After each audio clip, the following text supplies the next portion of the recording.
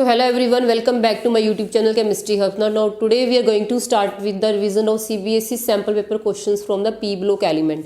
अब हमने P block elements में से जितने भी क्वेश्चन CBSE पेपर में आए हुए हैं उन पे फोकस करना सो दैट कि आपको ये चीज़ क्लियर हो सके कि CBSE पॉइंट ऑफ व्यू से कौन से टॉपिक ज़्यादा इंपॉर्टेंट है और उसमें से किस टाइप के कैसे क्वेश्चन वो CBSE फ्रेम करती है. So you will just look at all these question very carefully, ध्यान से इनको समझना है. जो जो क्वेश्चन आता जाएगा उससे रिलेटेड जो कंसेप्ट है वो भी हम डिस्कस करते जाएंगे. So without wasting any time come to the first question. तो फर्स्ट क्वेश्चन इसमें है which has lowest boiling point. इसमें जो चार ऑप्शन दी हुई है आपने क्या बताना उसका बॉइलिंग पॉइंट जिसका सबसे कम है.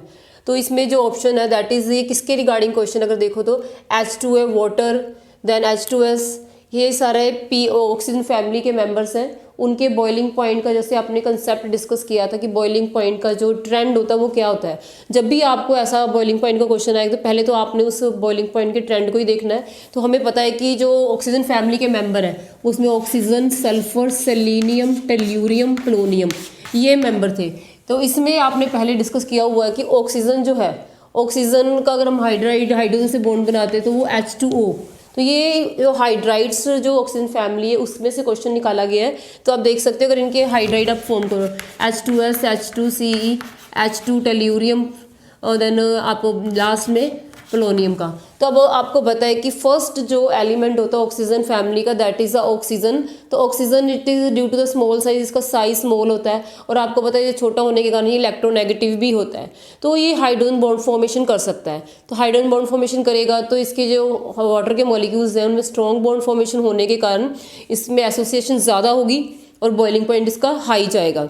तो इसमें क्वेश्चन में हमें लोएस्ट बॉइलिंग पॉइंट का पूछा गया है. तो इसमें आप देख सकते हो इसमें वाटर तो हो नहीं सकता, ठीक है. वाटर का तो इसमें हाईएस्ट बॉइलिंग पॉइंट होता है. अब वाटर में ही हाइड्रोजन बॉन्ड फॉर्मेशन होती है, बाकी जो इसमें मेंबर्स हैं उनमें हाइड्रोजन बॉन्ड फॉर्मेशन नहीं होती है. बाकी हमने इसमें डिस्कस किया हुआ है कि जो इनकी बॉइलिंग पॉइंट के लिए दो फैक्टर जो दो टाइप की फोर्सेज जो रिस्पॉन्सिबल होती हैं, एक तो हाइड्रोजन बॉन्ड फॉर्मेशन हो गया, H2O हाइड्रोजन बॉन्ड फॉर्मेशन कर देगा, ठीक है. बट जो दूसरी फोर्स है वो कौन सी है, वंडरवॉल फोर्स ऑफ अट्रैक्शन. जो वंडरवॉल फोर्सेस ऑफ अट्रैक्शन है वो बाकियों के लिए रिस्पॉन्सिबल होंगी.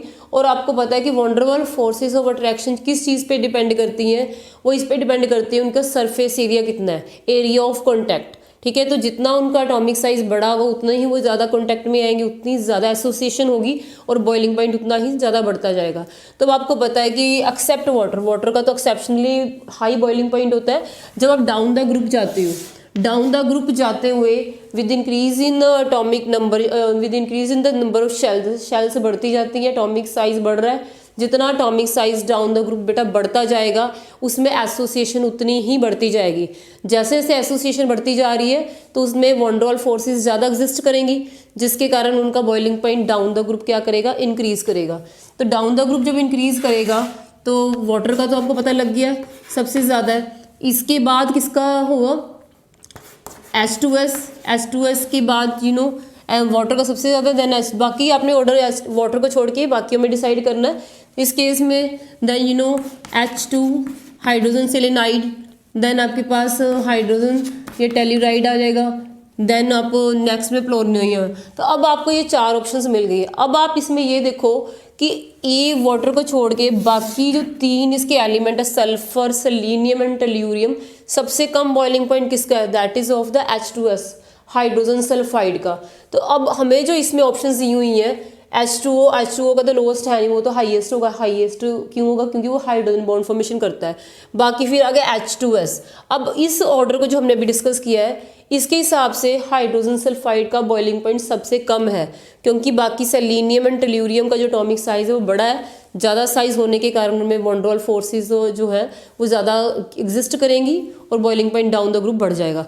तो ओवरऑल इसमें से आप देख सकते हो कि selenium, tellurium maximum boiling point किसका है, that is of the tellurium.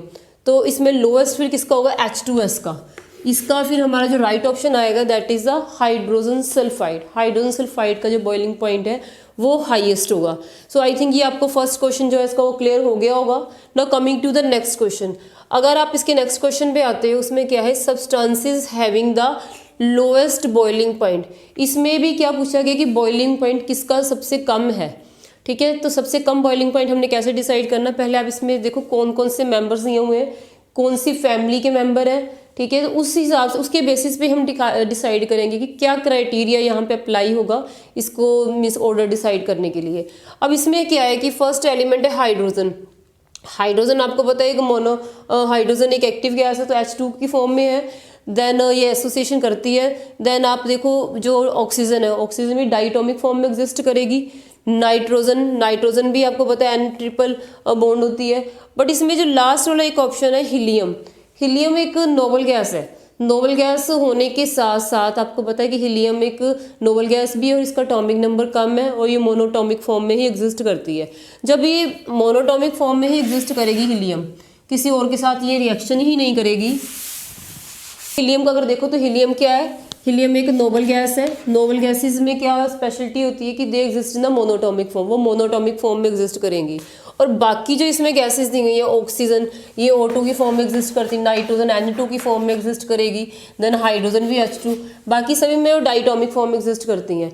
But जो एटम पहले ही सिंगल है और सेकेंडली इसका जो एटॉमिक नंबर है वो भी काफ़ी कम है, 2 एटॉमिक नंबर है। एक लाइट गैस है और बिल्कुल स्टेबल गैस है जो किसी के साथ बॉन्ड फॉर्मेशन नहीं करेगी, तो सिंगल मॉलिक्यूल एग्जिस्ट करेगा तो इसका बॉइलिंग पॉइंट सबसे कम होगा। इसको बॉइलिंग करने के लिए काफ़ी मीन्स की as compare to the other member जितने इसमें इन्होंने ऑप्शन दी हुई हैं उनके कंपैरेटिवली इसका कम है, क्योंकि ये मोनोटॉमिक है और इसका एटॉमिक नंबर भी कम है। बाकी सभी में डाइटोमिक स्टेट है। तो कंपैरिजन किया जाए तो फिर इनमें हीलियम का सबसे कम निकल के आता है।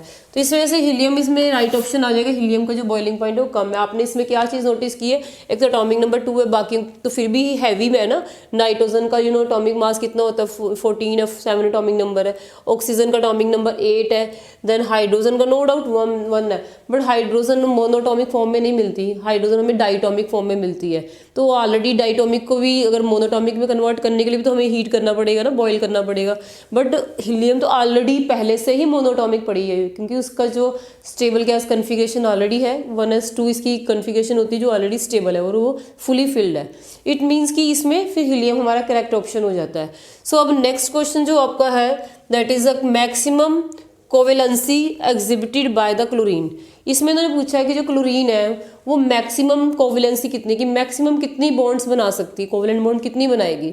तो जैसे हमने पहले भी लास्ट लेक्चर्स में डिस्कस किया है कि कोवेलेंसी डिपेंड करती है उसकी आउटर मोस्ट कन्फिगरेशन के ऊपर, क्योंकि जो क्लोरीन का एक हैलोजन है और हैलोजन में आपको पता है कि हैलोजन फैमिली में लास्ट शेल में आउटर मोस्ट शेल में कितने वैलेंस इलेक्ट्रॉन होते हैं, दैट इज 7। इनमें 7 इलेक्ट्रॉन होते हैं। और किसी भी ग्रुप की कोई भी, चाहे ऑक्सीजन फैमिली ले लो, चाहे नाइट्रोजन फैमिली ले लो, या फिर चाहे आप हैलोजन फैमिली को कोई मेंबर ले रहे हो, इट इज़ नॉट कंपल्सरी कि आपको फाइनल में भी क्लोरीन का क्वेश्चन आना। आपने इन जनरल बाकियों को भी इसी के बेसिस पे ही समझना है कि इसी की रिलेशन में पैरेलल लेके चलना है। जैसे अगर आपको क्लोरीन आ गया है, क्लोरीन की वो ऑक्सीडेशन स्टेट पूछ रहे हैं, तो क्लोरीन का जो एटॉमिक नंबर आपको पता है दैट इज 17 एटॉमिक नंबर होता है क्लोरीन का। इसकी अगर आप कन्फिगरेशन करते हो तो 1s2 2s2 2p6 then 3s2 3p5। सो इसकी आउटर मोस्ट शेल में कितने इलेक्ट्रॉन है, it is having the 5 electron. अब आपको पता है कि क्लोरीन क्योंकि लास्ट आउटर मोस्ट शेल जो है इसकी वैलेंस शेल वो 3rd पीरियड को बिलोंग कर रही है। 3rd पीरियड को बिलोंग कर रही है, वो हमें कैसे पता लगा, क्योंकि लास्ट इलेक्ट्रॉन इसका 3rd शेल में जा रहा है। तो आपको पता है कि 3rd शेल में d ऑर्बिटल अवेलेबल होता है, ठीक है। और जब भी उस एलिमेंट की रिक्वायरमेंट होती है, किसी के साथ वो कंपाउंड फॉर्मेशन करता है, तो वो उस d ऑर्बिटल को यूटिलाइज कर लेता है सो दैट कि वो अपनी कोवेलेंसी इंक्रीज कर सके। इन द सेम वे अगर क्लोरीन मीन्स 3rd पीरियड को बिलोंग कर रहा है, तो अगर आप इसमें देखा जाए तो 3s ऑर्बिटल के बाद इसमें 3p होता है, 3p के बाद इसमें 3d भी होगा। और आपको पता है 3d में कितने मीन्स की इलेक्ट्रॉन्स टोटल कितने ऑर्बिटल्स हैं, 5 ऑर्बिटल्स होते हैं और 3p में 3 होते हैं। इसकी जो कन्फिग्रेशन है लास्ट में कितनी है, 3s2 एंड 3p5। अब इसमें इस वजह से टोटल 7 इलेक्ट्रॉन इसकी आउटर मोस्ट में है, 2 s में है और 5 इलेक्ट्रॉन क्या है, p में है। अगर इसको रिक्वायरमेंट हो, अगर इसने 7 बॉन्ड्स बनानी है, तो उस केस में क्या होगा कि ये अपनी ये जो इलेक्ट्रॉन्स हैं इनको एक्साइट करवा के d ऑर्बिटल में प्लेस कर सकता है, d ऑर्बिटल में जंप करवा सकता है, जिससे इसकी कोवेलेंसी बढ़ जाएगी। तो अगर ये फर्स्ट इलेक्ट्रॉन जंप करवाता है, ठीक है, तो ये तो इसकी चलो मेन होगी ना ग्राउंड स्टेट है, बट जब आपको फर्स्ट इलेक्ट्रॉन जाएगा तो आप देखोगे यहाँ पे इसके पास कितने हो गए, 3 अनपेड इलेक्ट्रॉन हो जाते हैं, ठीक है। यहाँ पे ये अभी +3 ऑक्सीडेशन स्टेट कर रहा है, पर अगर इसमें कोई गैस हम एक्सेस में डालते हैं, ठीक है, तो फिर ये सेकंड इलेक्ट्रॉन अगर 5 बॉन्ड बनानी हो तो इसको भी लेके जा सकता है सेकंड एक्साइटेशन स्टेट में, ठीक है। तो अगर हम ये इलेक्ट्रॉन भी यहाँ पे जंप करवा दें, यहाँ पे इसके पास कितने अनपेड इलेक्ट्रॉन हो गए, 1 2 3 4 एंड 5। तो ये पहले +1 था, अब ये +3 ऑक्सीडेशन स्टेट भी शो की है और सेकंड एक्साइटेशन में इसने +5 भी की है। पर अभी भी पॉसिबिलिटी है कि अगर इसको रिक्वायरमेंट हो, इसने 7 बॉन्ड्स बनानी है, क्योंकि 3s में भी 2 इलेक्ट्रॉन, ये इलेक्ट्रॉन भी आगे थर्ड एक्साइटेशन में जंप करवा के आगे जा सकता है। अगर ये आगे चला जाएगा 3s का भी, तो टोटल इसने कितनी बॉन्ड्स बनानी पॉसिबल है, 1 2 3 4 5 6 7। तो 7 बॉन्ड्स ये बनाएगा। इट मीन्स कि टोटल इसमें 7 ऑर्बिटल्स मिक्स हो रहे हैं, हिब्रिडाइज हो रहे हैं। तो वो कौन कौन से हैं, तो अगर आप इसकी स्टेट ऑफ हिब्रिडाइजेशन भी कई बार आपको आ सकती है, तो स्टेट ऑफ हिब्रिडाइजेशन कौन सी हो जाएगी, एस का एक है, पी के 3 है और डी के कितने यूज़ किए इसने 3, तो sp3d3 इसकी हिब्रिडाइजेशन है। तो यहाँ से बता सकते हैं कि क्लोरीन अगर चाहे, अगर इसकी रिक्वायरमेंट हो तो +7 तक जा सकता है, क्योंकि इसकी आउटर मोस्ट में 7 इलेक्ट्रॉन है और अगर डी ऑर्बिटल को यूटिलाइज कर लेता है तो वहाँ पे एक्सटेंड कर सकता है। समझना आपने ये है कि जिस एलिमेंट के रिगार्डिंग उन्होंने कोवलेंसी पूछी है, अगर उसमें डी ऑर्बिटल होगा तब तो वो इतनी मीन्स की +5 +6 या +7 तक एक्सटेंड कर पाएगा। बट अगर उसमें डी ऑर्बिटल ही ना हो, जैसे अगर सेकंड ग्रुप के आप एलिमेंट्स ले लो, ऑक्सीजन है या फिर नाइट्रोजन है, ठीक है, या फिर फ्लोरीन है, जिनमें डी ऑर्बिटल होता ही नहीं है, ठीक है, तो इन एलिमेंट्स में उनकी जो कोवलेंसी है वो इतनी नहीं जाएगी, ठीक है। वो डिपेंड करता है ना उनमें, आगे अगर ऑर्बिटल अवेलेबल ही नहीं है तो वो जंप कहाँ पे करवाएंगे, एक्साइट ही नहीं करवा सकते। यहाँ पे चलो ठीक है, आपको क्लोरीन का क्वेश्चन आया है तो आपने यहाँ पे तो चलो हमें पता लग जाएगा +1 इसकी ये सारी ऑक्सीडेशन स्टेट लिखी है कि क्लोरीन अगर एक ही इलेक्ट्रॉन है तो वो एक बॉन्ड बना सकता है +1। अगर फर्स्ट एक्साइटेशन ही करवाई थी, जैसे फर्स्ट हमने ये करवाई, यहाँ पे 3 इलेक्ट्रॉन निकल के आएंगे, तो +3 भी पॉसिबल है और +5 भी पॉसिबल है। पर इन्होंने जो पूछा है वो है कि मैक्सिमम कितनी है, तो ज़्यादा से ज़्यादा सबसे ज़्यादा जो इसमें है वो +7 ऑक्सीडेशन स्टेट आती है, जब ये अपने तीनों इलेक्ट्रॉन जंप करवा देता है और तब वो sp3d3 हिब्रिडाइजेशन में होगा।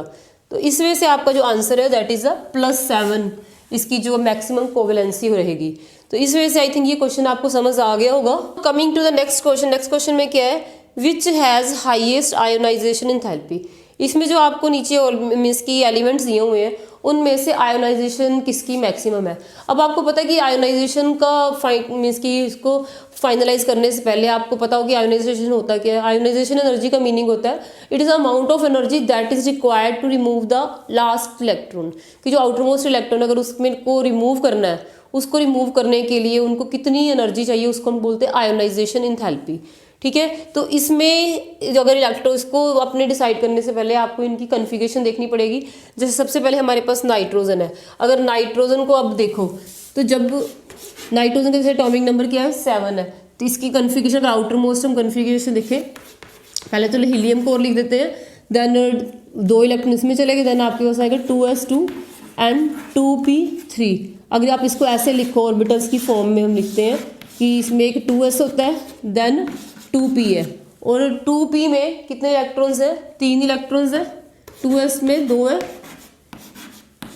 And this is the configuration for the nitrogen. अगर नाइट्रोजन की कन्फिग्रेशन में आपको ये ऑर्बिटल स्ट्रक्चर बना के ये पता लग रहा है कि इसकी 2s में 2s कम्प्लीटली फिल्ड, और जो 2p है उसमें 3 इलेक्ट्रॉन्स हैं, और तीनों इलेक्ट्रॉन क्या है मीन्स की अलग अलग p ऑर्बिटल्स में है, और ये it is exactly half field, ये एग्जैक्टली हाफ फील्ड है। और आप देख सकते हैं इट इज सिमेट्रिकल कन्फिग्रेशन, एक सिमेट्री है इसमें कि सभी में एक एक सिंगल इलेक्ट्रॉन है और वो यूनिफॉर्मली डिस्ट्रीब्यूटेड है। तो इस वजह से हम बोल सकते हैं कि एग्जैक्टली जो मीन्स की हाफ फील्ड ऑर्बिटल होते हैं they are related to the extra stability, उनके साथ वो एक्स्ट्रा स्टेबल माने जाते हैं क्योंकि वो एग्जैक्टली हाफ फील्ड है। आपको अपने पहले भी पढ़ा होगा कि extra stability is related to the exactly half filled and fully filled orbital. अगर ये एग्जैक्टली हाफ फील्ड है तो इसे कि एक सिमेट्रिकल कन्फिग्रेशन शो कर रहा है। तो इवन देन अगर आपने इसको और एक इलेक्ट्रॉन हमने निकालना है, आयोनाइजेशन में क्या करते हैं इलेक्ट्रॉन को रिमूव करते हैं, तो तो अगर आप इसको फिर भी सोचो कि हमने इलेक्ट्रॉन निकालना ही है तो आपको आयोनाइजेशन एनर्जी ज़्यादा देनी पड़ेगी, ज़्यादा एनर्जी इसको देनी पड़ेगी सो दैट कि इलेक्ट्रॉन रिमूव कर लो। क्योंकि इलेक्ट्रॉन निकालने के बाद अगर आप इसमें एक इलेक्ट्रॉन लास्ट वाला निकाल लेते हो तो ये अनस्टेबल हो जाएगा, ठीक है। तो इसलिए वो अगर आप इसकी स्टेबिलिटी को डिस्टर्ब करते हो तो इसमें हमें एनर्जी ज़्यादा प्रोवाइड करनी पड़ेगी। इस पॉइंट ऑफ व्यू से नाइट्रोजन की जो आयोनाइजेशन होगी वो सबसे ज़्यादा होगी। ये तो अभी हमने चलो फाइनल कर लिया है, बाकी को भी आप देख सकते हो। जैसे फॉस्फोरस है, ठीक है, नो डाउट अगर फॉस्फोरस को देखो तो फॉस्फोरस भी तो नाइट्रोजन फैमिली का ही मेंबर है, ठीक है। तो नाइट्रोजन फैमिली का ही मेंबर, तो अकेला ये मीन्स कि इसके साथ नो डाउट इसकी इलेक्ट्रॉनिक कन्फिगरेशन भी मैटर करेगी। बट अगर एक ही ग्रुप के दो मेंबर्स आ रहे हैं, ठीक है, आप सोच सकते हैं कि फॉस्फोरस में भी तो लास्ट में मीन्स की 3 इलेक्ट्रॉन ही होंगे ना, दोनों की जनरल कन्फिगरेशन तो सेम ही है। अगर फॉस्फोरस का आप देखते हो, फॉस्फोरस का एटॉमिक नंबर कितना है 15 है, इसमें नोबल क्या स्कोर आ रहा है वो नियोन का आ रहा है, और लास्ट में इसमें 3s2 और 3p3 है। अगर ऑर्बिटल का आप लास्ट में लिखो, इसमें भी सेम वैसे ही बन रहा है, 3s में 2 इलेक्ट्रॉन है, देन 3p में सिंगल है, तो कन्फिगरेशन तो दोनों की सेम आ रही है। फिर हम क्यों कह रहे हैं कि इसमें नाइट्रोजन की आयोनाइजेशन ज़्यादा है? आप इसमें जब ऐसा केस आएगा कि कन्फिगरेशन दोनों की सेम है तब इनका आप साइज़ देखोगे, ठीक है। जैसे आपको पता है नाइट्रोजन फर्स्ट मेंबर है नाइट्रोजन फैमिली का, और सेकंड मेंबर कौन सा है, फॉस्फोरस है। और आपको ये चीज़ भी पता है कि जैसे जैसे आप डाउन द ग्रुप जाते हो, जैसे नाइट्रोजन से फॉस्फोरस देन आर्सेनिक में जाओगे, ठीक है, on moving down the group क्या होता है, on moving down the group में एक न्यू शेल इज एडेड, एक नई शेल ऐड होती है जिसके उस कारण उसका साइज़ बढ़ जाता है। और जब साइज़ बढ़ जाएगा तो न्यूक्लियस थोड़ा दूर हो जाएगा, उसका जो लास्ट वैलेंस इलेक्ट्रॉन पे होल्ड है वो थोड़ा सा कम हो जाएगा। यहाँ आप बोल सकते हो कि जो न्यूक्लियर फोर्स ऑफ अट्रैक्शन है that is exerted on the last electron, जो लास्ट इलेक्ट्रॉन पे वो लगा रहा है उनको पुल करने के लिए, वो फोर्स डाउन द ग्रुप कम होती जाती है। अगर न्यूक्लियस उनको कम फोर्स के साथ अट्रैक्ट करेगा तो उन इलेक्ट्रॉन्स को हमने अगर बाहर निकालना है तो उनको रिमूव करना थोड़ा ईजी हो जाएगा। इसलिए एक तो फैक्टर में इलेक्ट्रॉनिक कन्फिगरेशन का देखना है। अगर आपको दो ऑप्शंस दे दी गई हैं जिन दोनों में ही इलेक्ट्रॉनिक कन्फिगरेशन सेम है तो आप तब आप सेकंड फैक्टर पे जाओगे। सेकंड फैक्टर कौन सा है, इनका साइज़ का, ठीक है। जिसका साइज स्मॉल होगा वो ज़्यादा इलेक्ट्रोनेगेटिव होता है। जैसे nitrogen it is small in size, first element हो तो ये नॉर्मलस बिहेवियर शो करता है, ये स्मॉल साइज में है, ये इलेक्ट्रोनेगेटिव है और इसकी आयोनाइजेशन भी हाई होगी। हाई क्यों होगी, क्योंकि ये साइज छोटा है, न्यूक्लियस इलेक्ट्रॉन को पकड़ के रखता है, ठीक है। जितनी ज़्यादा होल्ड करके रखेगा उतनी आपको ज़्यादा एनर्जी निकालनी पड़ेगी। तो इन दोनों को कंपेयर करोगे तो फिर हमारा यहाँ से नाइट्रोजन ही निकलता है। बाकी भी ऑप्शंस हम देखेंगे, जैसे नेक्स्ट ऑक्सीजन है, सल्फर है। अब आप अगर ऑक्सीजन को देखो तो ऑक्सीजन का एटॉमिक नंबर क्या है, दैट इज द 8, ठीक है। 8 एटॉमिक नंबर के अकॉर्डिंग करके हमने हीलियम का लिख दिया है। बाद में इसमें 2s2, 2p में कितने, 2p में 4 है। अगर आप इसकी ऑर्बिटल पिक्चर बनाओ तो 2p में जब 4 फिल करोगे, ठीक है, तो इसमें 2p में क्या है, 4 इलेक्ट्रॉन्स आएंगे। बट 4 इलेक्ट्रॉन जो आ रहे हो, ये जो आपके पास ऑक्सीजन की कन्फिग्रेशन आउटर मोस्ट की निकल के आती है, तो ये एग्जैक्टली हाफ फिल्ड नहीं है, ना ही सिमेट्री कन्फिग्रेशन है। क्योंकि अगर आप देखो तो फर्स्ट ऑर्बिटल में 2 इलेक्ट्रॉन आ रहे हैं, नेक्स्ट में 1 है, उसके बाद में 1 है, मतलब कि इसमें एक सिमेट्री नहीं, यूनिफॉर्मिटी नहीं है। यूनिफॉर्मिटी नहीं है तो हम इसको एक स्टेबल गैस कन्फिग्रेशन नहीं मानेंगे। बट अगर ये जो ऑक्सीजन है ये एक इलेक्ट्रॉन रिमूव कर देती है, तो इसको पता है एक इलेक्ट्रॉन रिमूव करने के बाद ये क्या होगी, एग्जैक्टली हाफ फिल्ड हो जाएंगी इसकी ऑर्बिटल, एग्जैक्टली हाफ फील्ड है। और एग्जैक्टली हाफ फील्ड जो ऑर्बिटल्स होते हैं उनके साथ एक्स्ट्रा स्टेबिलिटी रिलेटेड होती है। इसका मीनिंग है कि ऑक्सीजन को एक इलेक्ट्रॉन देने के बाद स्टेबिलिटी गेन करेगा तो ऑक्सीजन की टेंडेंसी होगी मैं इसको बाहर निकाल दूँ, वो खुद ही विलिंग है इलेक्ट्रॉन को निकालने के लिए, सो दैट कि उसकी जो ये means exactly half field configuration हो जाए। इस पॉइंट ऑफ व्यू से आयोनाइजेशन जो है ऑक्सीजन की that will be less than that of the nitrogen.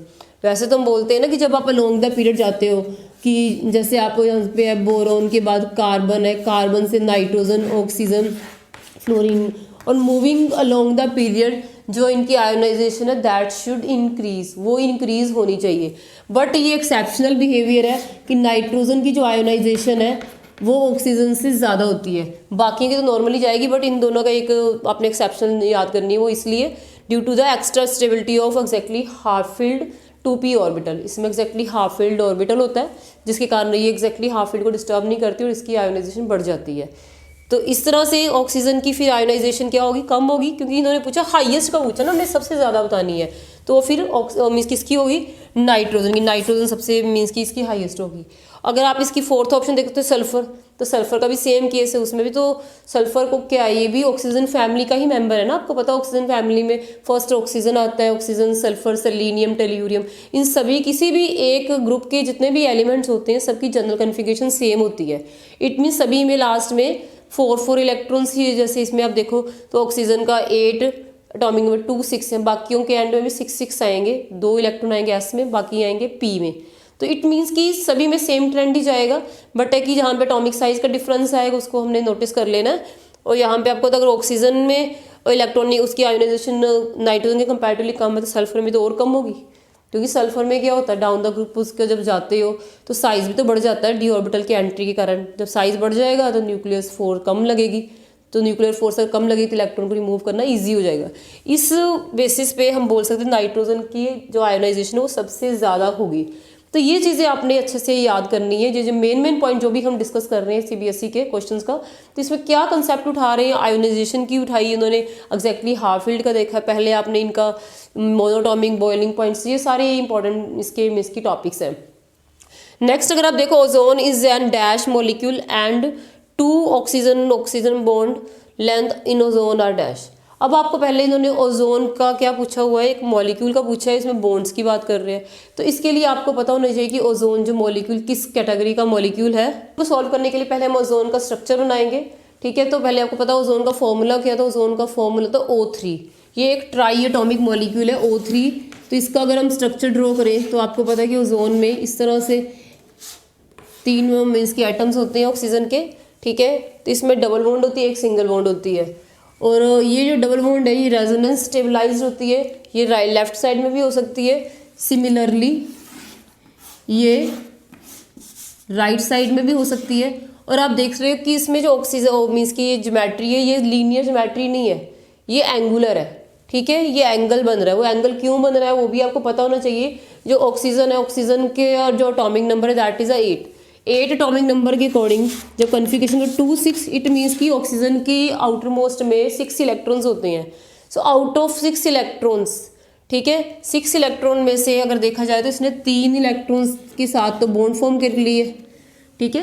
3 electron के साथ ये बॉन्ड फॉर्म कर लेता है और बाकी इसके ऊपर 3 इलेक्ट्रॉन रह जाएंगे इस तरह से।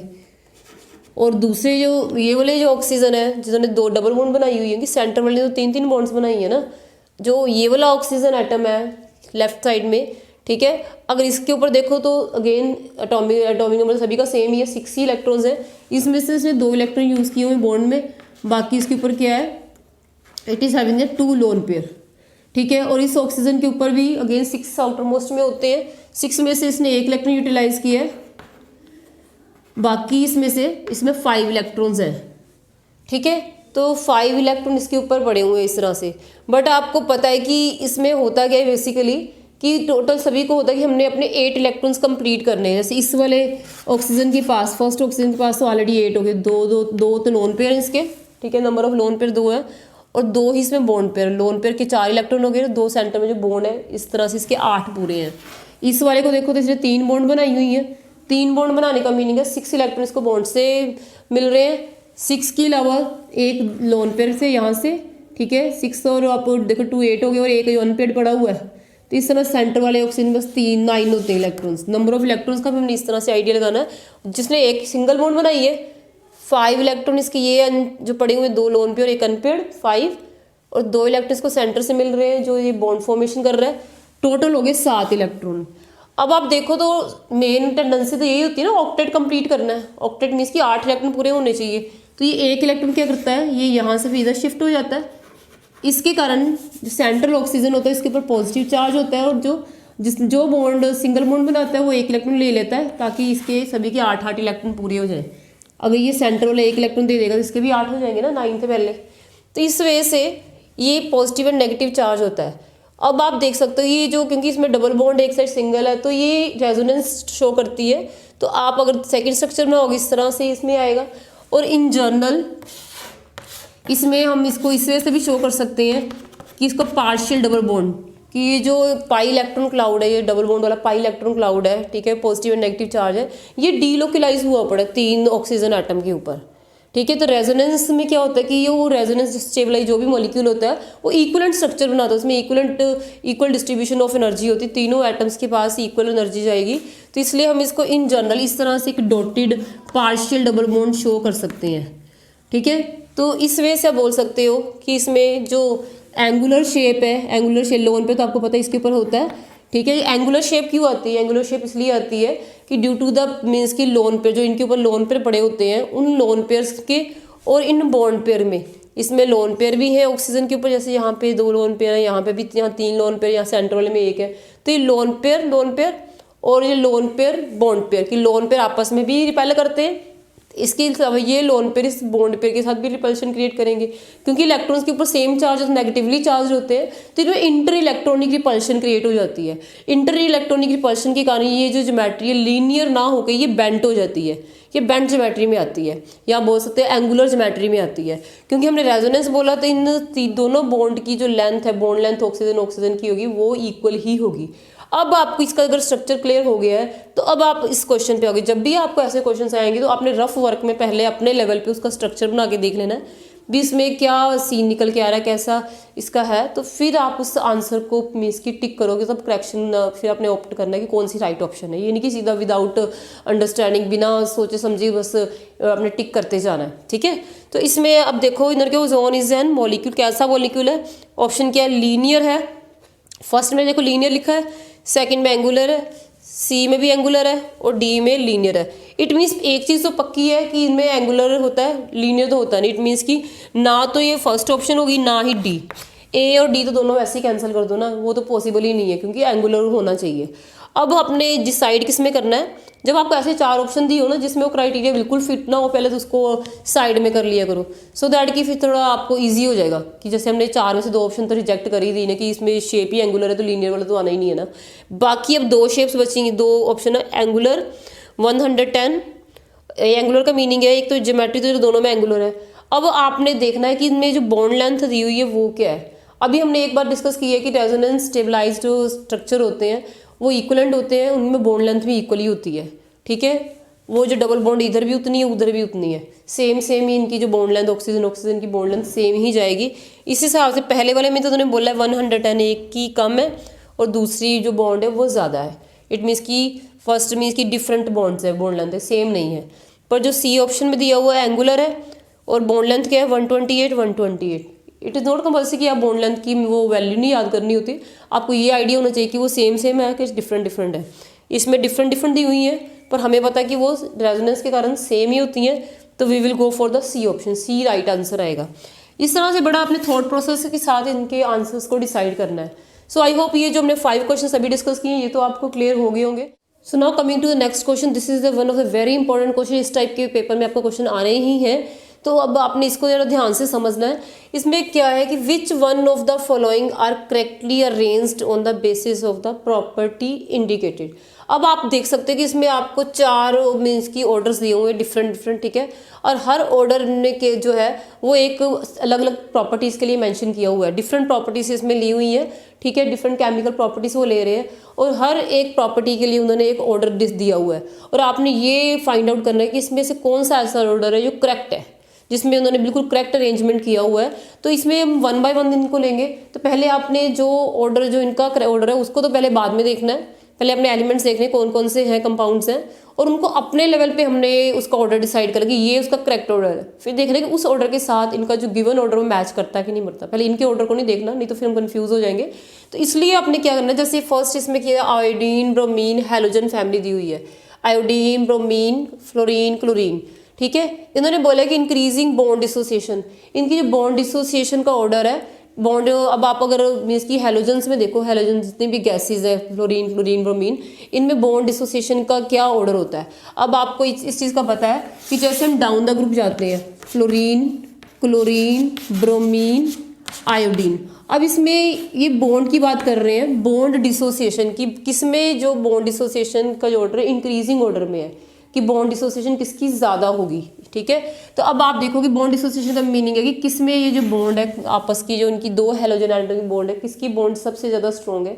जिसकी बॉन्ड सबसे ज़्यादा स्ट्रॉन्ग होगी उसकी हाईएस्ट बॉन्ड इंथैल्पी होगी, ठीक है। तो आपने बॉन्ड डिसोसिएशन इंथैल्पी उसकी सबसे ज़्यादा होगी।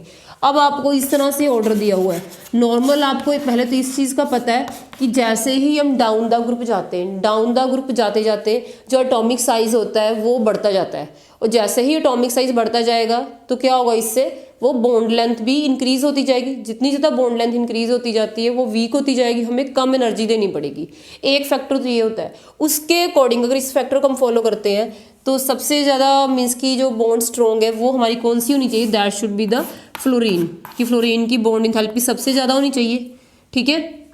बाद में किसकी होनी चाहिए, देन क्लोरीन की, देन ब्रोमीन की, देन आयोडीन की, ठीक है। हम इन जनरल ये वाला ऑर्डर लिख लेते हैं। बट इसके साथ एक और फैक्टर भी जो काउंट करता है वो यह है कि इसकी जो, क्योंकि आपको पता है कि इनमें जो फ्लोरीन फर्स्ट एटम होता है, जितने भी हमने ग्रुप करने हैं, इसकी चाहे ऑक्सीजन फैमिली है, नाइट्रोजन फैमिली है, हाइड्रोजन फैमिली है, इनका जो फर्स्ट एलिमेंट है तो अनोमलस बिहेवियर शो करता है। अनोमलस बिहेवियर वो क्यों शो करता है, क्योंकि फर्स्ट एलिमेंट में डी ऑर्बिटल ही नहीं होता।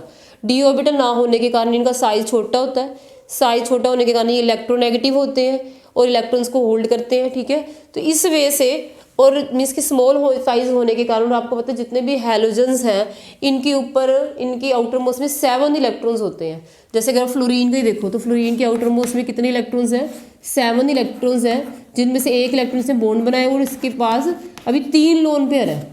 इसी तरह दूसरा जो फ्लोरीन, इसके पास भी 3 लोन पेयर है। तो साइज इसका इतना छोटा, 3 लोन पेयर इसके ऊपर पड़े हुए हैं। आपको पता है जो लोन पेयर होते हैं आपस में रिपेल करते हैं, क्योंकि इलेक्ट्रॉन्स के ऊपर नेगेटिव चार्ज होता है। जब वो आपस में इंटर इलेक्ट्रॉनिक रिपल्शन क्रिएट करेंगे, एक दूसरे को धक्के मारेंगे, तो वो बॉन्ड तो वीक हो जाएगी। नो डाउट हम इसकी मीन्स की साइज़ के अकॉर्डिंग तो बोल रहे थे ये स्मॉल है, बट सिर्फ एक साइज़ ही क्राइटेरिया नहीं होता, इसमें इंटर इलेक्ट्रॉनिक रिपल्शन भी मैटर करती है। इस हिसाब से ये जो फ्लोरीन की जो मीन्स की बॉन्ड डिसोसिएशन एंथैल्पी होगी वो कम हो जाएगी, वो हाईएस्ट नहीं होगी। तो ये जो फ्लोरीन को आपने यहाँ से उठा के ये, क्योंकि आयोडीन तो वैसे बॉटम एलिमेंट है, इसमें तो चलो आगे जाके एफ ऑर्बिटल वगैरह भी मीन्स की डी एफ भी बिलोंग करते हैं इसमें, तो वो आ जाते हैं। इस हिसाब से आयोडीन तो चलो लास्ट में ही रहेगा, पर फ्लोरीन को उठा के हम तीसरे नंबर पर ले जाएंगे, ठीक है। फ्लोरीन हमारा यहाँ पे आ जाएगा और आयोडीन लास्ट में रहना है, क्योंकि वो सबसे बॉटम वाला एलिमेंट है जिसमें मीन्स की साइज सबसे ज़्यादा बॉन्ड का है, और उसमें क्या है कि उसका एटॉमिक साइज बड़ा होने के कारण उसकी bond length long and weak होगी। और डिफरेंस यहाँ पे इस चीज़ का आना है कि जो फ्लोरीन है, फ्लोरीन यहाँ पे नहीं आएगा। तो इट मीन्स कि इसमें सबसे ज़्यादा फिर किसकी बॉन्ड इंथैल्पी होगी, वो होगी क्लोरीन की। क्योंकि क्लोरीन का क्या है, एक आप देख सकते हैं जो क्लोरीन है, क्लोरीन के केस में आपको पता है कि क्लोरीन में डी ऑर्बिटल आ जाता है, ठीक है। डी ऑर्बिटल आने के कारण इसमें रिपल्शन थोड़ी कम हो जाएगी। अगर रिपल्शन कम होगी तो ये स्ट्रॉन्ग रहेगा, ठीक है। एक तो साइज इसका मीन्स कि इतना भी बड़ा नहीं है, जैसे ब्रोमीन का साइज और बड़ा हो जाएगा, क्योंकि जैसे डाउन द ग्रुप ब्रोमीन की जो बॉन्ड लेंथ है वो और बड़ी हो जाएगी, ठीक है। और आयोडीन की उससे भी ज़्यादा बड़ी हो जाएगी। डाउन द ग्रुप तो बॉन्ड डिसोसिएशन एंथैल्पी डिक्रीज ही करनी है, ठीक है। बट मेन आपने फर्स्ट 2 एलिमेंट का देखना है कि फ्लोरीन का हाईएस्ट नहीं रहेगा, फ्लोरीन तीसरे नंबर पे आ जाएगी। बाकी ऑर्डर आपने सेम रखना है, बस फ्लोरीन को उठा के पीछे ले जाना है। तो ये हमारा करेक्ट ऑर्डर है कि this is the correct order for the bond dissociation, कि सबसे ज़्यादा क्लोरीन किसकी बॉन्ड डिसोसिएशन एंथैल्पी होगी, वो किसकी, क्लोरीन की। क्लोरीन का मीन्स कि बाकियों कंपैरेटिवली, फ्लोरीन को छोड़ के बाकियों के कंपैरेटिवली साइज छोटा है और इसमें इंटर इलेक्ट्रॉनिक रिपल्शन भी कम है, इसलिए रिपल्शन के कारण बॉन्ड नहीं जल्दी टूटेगी, ठीक है। तो इसलिए वो डी ऑर्बिटल होता है। बाकी ब्रोमीन आयोडीन का तो ऐसे बॉटम में है। तो ये हमारा करेक्ट ऑर्डर ही है। अब आप इस ऑर्डर के बेसिस पे अब देखो कि इन्होंने क्या दिया हो, इन्होंने बोला क्लोरीन का सबसे फर्स्ट इसकी सबसे हाईएस्ट है, तो ये तो चलो ठीक है, फर्स्ट वाला ठीक है। बट सेकंड नंबर पे इन्होंने फ्लोरीन लगा दिया, बट फ्लोरीन तो हमने बोला ना वो तीसरे नंबर पे जाके लगना है। तो इस हिसाब से फ्लोरीन तीसरे पे जाएगा, फ्लोरीन के बाद क्या आना चाहिए, ब्रोमीन, उसके बाद फिर फ्लोरीन और लास्ट में फिर iodine. So this is the correct order. But इसमें जो ऑर्डर हमें गिवन है that is different from the correct order. तो इट मीन्स की फर्स्ट ऑप्शन जो है वो तो रॉन्ग होगी, ये तो उन्होंने करेक्टली अरेंज ही नहीं किया हुआ। हमारा क्वेश्चन क्या है कि इसमें से कौन से ऐसे कंपाउंड से जो मेंशन प्रॉपर्टी उसके बेसिस पे उसको लेके वो करेक्टली अरेंज्ड है। तो first is not the answer, first तो मीन्स की रॉन्ग आंसर हो गया ना। अब नेक्स्ट वाले पे आओ। नेक्स्ट में इन्होंने बोला है कि ये आपको हाइड्राइड्स दिए हुए हैं oxygen family, oxygen, sulphur, selenium, tellurium, polonium, ठीक है। आपने फाइंड आउट क्या करना है, इसकी एसिडिक स्ट्रेंथ। अब आपने जैसे हमने लास्ट वीडियो अगर आपने देखी हो एसिटिक्स जब हमने मीन्स की इनके ट्रेंड रिएक्टिविटी में ट्रेंड्स का डिस्कस किया हुआ है, उसमें सारे ये रिड्यूसिंग करेक्टर, ऑक्सीडाइजिंग, ये सब कुछ मेंशन किया हुआ है, आप लास्ट वीडियोस में जाके देख सकते हो। बट फिलहाल हम इस प्रॉपर्टी के लिए उनको रिव्यू करते हैं। तो जैसे अभी हमने बोला कि डाउन द ग्रुप साइज क्या होता है, इंक्रीज होता है, तो वही चीज़ आप यहाँ पे हाइड्राइड्स के लिए भी तो फॉलो करोगे ना। तो अगर आप नॉर्मल ऑक्सीजन फैमिली के हाइड्राइड्स लिखते हो, यू नो H2O, ठीक है, देन नेक्स्ट वाला जैसे सल्फर, सल्फर का हाइड्राइड है, ठीक है, देन आप ऑक्सीजन, सल्फर, सेलिनियम, देन आ जाएगा टेल्यूरियम। आप इसमें एक चीज़ जो नोटिस आपने करनी है कि जब आप डाउन द ग्रुप जा रहे हो, जो बॉन्ड है, the bond length of the hydrogen and the central atom की बॉन्ड लेंथ वो बढ़ती जा रही है। जैसे मैंने शो किया है कि ऑक्सीजन का सबसे साइज छोटा होता है, क्योंकि डी ऑर्बिटल नहीं होती, इसकी तो स्मॉल साइज है, पर सल्फर का बढ़ गई, फिर सिलीनियम हाइड्रोजन की बॉन्ड लेंथ और बढ़ गई है, टेल्यूरियम की और बढ़ गई। डाउन द ग्रुप जब जाते हैं तो एटॉमिक साइज बढ़ता जाता है, जिससे बॉन्ड लेंथ इंक्रीज होती जाएगी। यहाँ पे बात हो रही है इंक्रीजिंग एसिडिक स्ट्रेंथ की। कोई भी चीज़ हम एसिड तब बोलते हैं जब इजीली H हाइड्रोजन वो दे देती है, H पॉजिटिव आयन देती है, तो हम बोलते हैं वो एसिड है। तो हाइड्रोजन H पॉजिटिव वो तब देगी ना जब वो अपनी बॉन्ड उसके साथ तोड़ेगी। अगर बॉन्ड वो जल्दी टूट जाएगी, इसका मीनिंग है कि वो एक अच्छा एसिड है। तो अच्छा एसिड इसमें से कौन होगा, जो जल्दी हाइड्रोजन तोड़ेगा। हाइड्रोजन जल्दी कौन तोड़ेगा, जिसकी बॉन्ड वीक होगी। वीक किसकी होनी है, जिसकी बॉन्ड लंबी हो, जल्दी टूट जाएगी। तो जैसे जैसे डाउन द ग्रुप जाते हो तो बॉन्ड लेंथ इंक्रीज हो रही है। इट मीन्स कि जो टेल्यूरियम वाला है, दिस इज मोस्ट एसिडिक, कि सबसे ज़्यादा एसिडिक कौन सा होना चाहिए, H2, ये टेल्यूरियम वाला है। देन हाइड्रोजन का, सॉरी ये सेलिनियम वाला केस, ठीक है, सेलेनाइड वाला। देन आपको H2S हाइड्रोजन सल्फाइड होना चाहिए, ठीक है, hydrogen telluride, then hydrogen selenide. तो इस वजह से आपके ये जो है ना, तो ऑर्डर आपका ये वाटर सब में एंड में होगा कि वाटर की एसिडिक स्ट्रेंथ सबसे कम, इसीलिए तो वाटर आपको पता है पानी जो न्यूट्रल होता है ये एसिडिक नहीं होता। इट मीन्स कि ये इसका करेक्ट ऑर्डर है। इसी तरह ही पहले जब भी आपको क्वेश्चन आएगा, आपने करेक्ट ऑर्डर अपने बेसिस पे अपने आप डिसाइड करना भी करेक्ट ऑर्डर तो ये बन रहा है। अब इन्होंने क्या दिया फिर उसको बाद में देखो। तो इसमें इन्होंने बोला सेलिनियम का सबसे ज़्यादा है, सेलिनियम मोस्ट एसिडिक है। बट आपको पता है टेल्यूरियम सबसे नीचे आ रहा है। मोस्ट एसिडिक तो क्या है, टेल्यूरियम है, सबसे बेस पे है, इसकी लॉन्गेस्ट बॉन्ड है तो जल्दी टूटेगी। तो इन्होंने सेलिनियम की बोल दी, ये तो रॉन्ग हो गया फिर ना, ये यहीं से रॉन्ग हो गया। फर्स्ट स्टेप इन्होंने गलत उठाया, फिर टेल्यूरियम यहाँ पे है। तो वाटर का इधर वाटर में देखो ग्रेटर देन का लगेगा, वाटर में सबसे ज़्यादा एसिडिक है। तो वाटर में तो आपको पता है ऑक्सीजन जो है इलेक्ट्रोनेगेटिव एलिमेंट है और हाइड्रोजन बॉन्ड फॉर्मेशन भी शो करती है, वो तो हाइड्रोजन को तोड़ेगी नहीं, ठीक है। तो वाटर तो एसिडिक होता ही नहीं है। इस तरह से दिस इज सेकंड वाली ऑप्शन, वो भी इसमें इनकरेक्ट होगी, क्योंकि इन्होंने बोला है कि इंक्रीजिंग ऑर्डर में लगाओ। तो ये गलत ऑर्डर दिया हुआ है कि सबसे पहले जो सबसे मोस्ट एसिडिक है वो क्या है, हाइड्रोजन टेल्यूराइड है, ठीक है। तो ये बोला जो सेकंड वाला ऑप्शन है ये भी रॉन्ग है, ये भी इनकरेक्ट अरेंजमेंट दिया हुआ है। अब थर्ड वाली मीन्स पे आओ। थर्ड वाले ऑप्शन में क्या है कि इसमें इन्होंने क्या बोला है, इंक्रीजिंग ऑक्सीडेशन स्टेट। अब आपने इन जितने भी ऑक्साइड्स दिए हैं या इसके हाइड्राइड्स दिए हैं, इनकी ऑक्सीडेशन स्टेट फाइंड आउट करनी है और देखना है कि इनकी जो इंक्रीजिंग ऑक्सीडेशन स्टेट में ये रेंज है कि नहीं। रेंज तब करोगे ना, पहले इसकी ऑक्सीडेशन स्टेट आप कैलकुलेट करोगे। तो पहले हम इनकी क्या करेंगे, इनकी ऑक्सीडेशन स्टेट्स देख लेंगे सबकी। तो इसमें अगर आप फर्स्ट एलिमेंट देखो, अमोनिया, अमोनिया में आपको पता है हाइड्रोजन 3 + 3 हाइड्रोजन, अमोनिया में होगी -3। तो -3 अमोनिया की मेन नाइट्रोजन की इसमें ऑक्सीडेशन स्टेट निकल के आई है। अगर आप N2O की बात करो तो इसमें ऑक्सीडेशन स्टेट कितनी निकलेगी, ऑक्सीजन जो है उसके ऊपर -2 चार्ज होता है, क्योंकि -2 इसकी वैलेंसी होती है, तो -2 का। तो -2 को बैलेंस करने के लिए 2 नाइट्रोजन के ऊपर कितना हो गया, +2। पर ये तो 2 पे डिवाइड है ना, आपने किसकी पे, आपने एक नाइट्रोजन में निकालना, वो होगा +1। अगर आपको ऐसे ऑक्सीडेशन स्टेट के क्वेश्चंस आते हैं, आपको ऑक्सीडेशन स्टेट निकालनी आ भी जाती है, तो आप इसको इस वे से भी निकाल सकते हो। अगर डायरेक्टली तुम्हें नहीं पता लग रहा कि नाइट्रोजन जिसकी हमें निकालनी है उसको X मान लो, ठीक है। अब X जो है नाइट्रोजन कितने हैं, 2 है, तो ये हो गया 2X प्लस ऑक्सीजन जो साथ में उसके ऊपर कितना चार्ज है, -2। और क्योंकि ये न्यूट्रल मॉलिक्यूल है तो इज इक्वल टू 0। जब इसको ओपन करोगे 2X प्लस -2 दूसरी साइड जाके क्या हो जाएगा, +2 हो जाएगा, ठीक है। और x की वैल्यू क्या आ जाएगी, +2/2, तो आ गई है +1। इट मीन्स कि यहाँ पे आपकी जो नाइट्रोजन की N2O में ऑक्सीडेशन स्टेट कितनी आ गई, +1 आ गई है, ठीक है। तो अब आपको पता है कि यहाँ पे ये इसकी कितनी है, -3 है, इसमें +1 ऑक्सीडेशन स्टेट आई है। अब NH2 जो हाइड्रोजन में आपको दिया हुआ है NH2OH में देखो, ठीक है, इसमें आपको पता ओवरऑल ये जो हाइड्रोक्सिल ग्रुप होता है इसके ऊपर कितना चार्ज होता है, -1 का होता है। आपने नाइट्रोजन का निकालना है, नाइट्रोजन का आपने मान लो X है, नाइट्रोजन का X हो गया। एक हाइड्रोजन पे कितना चार्ज होता है, +1 का।